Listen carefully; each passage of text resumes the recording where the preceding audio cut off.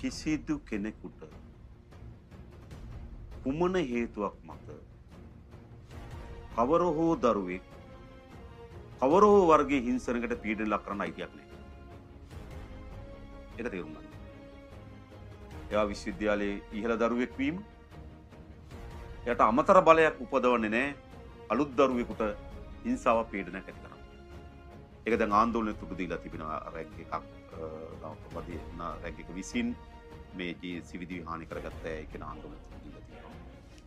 පරීක්ෂණ හරියට කරන්න වර්ධකරුවන්ට අපරාධ පනත යටතේ නඩු දාන්න. මේ අපරාධයන්ට වෙන් වෙච්ච භූමි කලාප තියෙන්න බෑ. රටේ හිතන් ඉන්නනේ මේ සමහර කලාප මේ අපරාධ නීතියට යටත් නැහැ කියලා. එහෙම තියෙනවා. ඒක විශ්වවිද්‍යාල භූමියක්ද ඊට වඩා බලවත් භූමියක්ද ඒව අදාළ නැහැ.